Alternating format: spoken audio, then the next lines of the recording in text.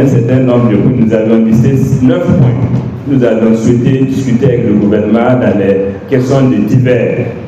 Alors, mais comme le bilan l'indique là, sur ces 9 points, le gouvernement a refusé d'en débattre. Alors, ce sont les 9 points que nous avons cités, qu'on peut revenir. Et il y a parmi ces 9 points-là la question de la vie chère. Alors, mais nous avions, dans un premier temps, le gouvernement avait dit même qu'il n'est même pas question qu'il y ait des divers. Voilà pourquoi, dans le mémo, nous avions rappelé qu'au cours de toutes les rencontres gouvernement syndical, il y a toujours eu des questions de divers. Mais à l'occasion, nous avions trouvé une délégation gouvernementale qui a refusé de discuter des questions de divers. Et suite à notre insistance, ils ont dit qu'ils allaient au moins nous écouter. C'est nous qui avons demandé qu'ils nous écoutent au moins, qu'ils écoutent nos arguments sur nos questions de divers là, et quitte peut-être à donner une réponse après. Et c'est ce qui les a amenés à accepter de donner la parole afin que nous puissions développer nos arguments sur ces questions de divers là. Et parmi donc ces questions, inscrivait en bonne place la question de la vie chère. Nous avions expliqué comment, depuis un certain temps, il y a plusieurs mesures fiscales qui contribuent à diminuer le pouvoir d'achat des travailleurs et aussi du peuple. Mais il y a aussi une augmentation et un enrichissement du coût de la vie en général, marqué par l'augmentation des prix de première nécessité sur le terrain, qui font qu'aujourd'hui, là, joindre les deux points est devenu vraiment très difficile. Nous avions aussi expliqué que les mesures fiscales, là, c'est par exemple le prélèvement, les mesures dans le fonds de soutien à l'effort de paix. À ce niveau, nous avons dit que pour les travailleurs, c'est une double contribution. Non seulement on prélève les revenus et on taxe les produits de consommation. Donc le travail subit doublement donc, ces mesures-là qui ne font que contribuer à diminuer son pouvoir d'achat.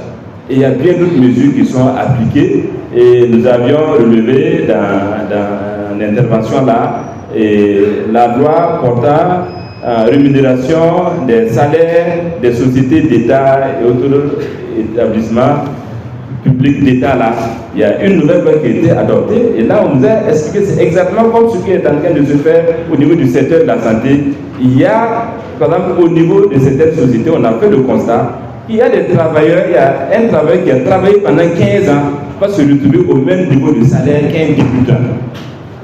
Mais ces arguments ont été sortis devant le gouvernement avec preuve à l'appui et puis expliqués. Malheureusement, la délégation gouvernementale est restée insensible devant donc nos arguments qui visaient à les amener quand même à se pencher sur la question.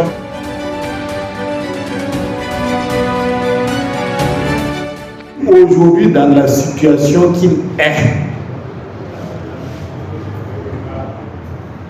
consécutive au fait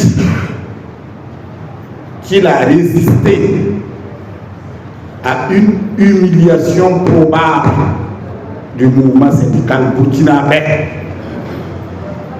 Si son arrestation ou son kidnapping avait été une réalité. Suite à cela, puisque des individus sont venus à son domicile pour l'enlever, heureusement cela a échoué, l'UAS a eu à écrire au Premier ministre, écrire au ministre de la Sécurité, écrire au ministre du Travail, de l'Emploi et de la Protection sociale pour comprendre qu'est-ce qui était reproché à notre camarade. Nous n'avons eu aucune réponse.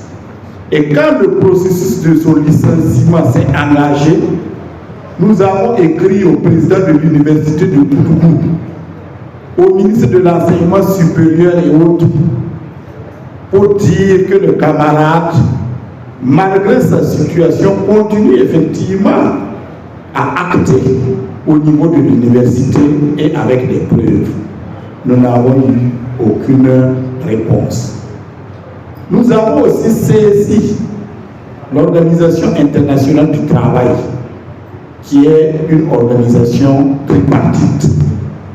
À son niveau, nous avons eu une réponse sous forme de médiation qu'ils allaient entreprendre entre nous et le gouvernement. À ce jour, cette médiation n'est pas entreprise. Donc, voilà résumé, pour ne pas perdre beaucoup de temps là-dessus.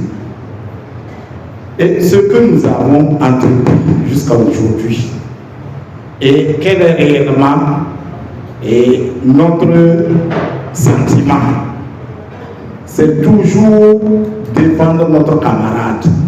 Et en tout lieu et en tout temps, ne jamais oublier la situation dans laquelle il est. Mais c'est surtout notre mobilisation, comme quelqu'un l'a dit à la fin. Si le mouvement syndical est fort, il va sentir que qui s'y frotte, s'y piquera. Nous allons continuer. Chaque fois qu'ils nous auront en face, eh bien nous reviendrons là-dessus. Voilà. Nous leur demanderons pourquoi effectivement notre camarade a été abusivement licencié.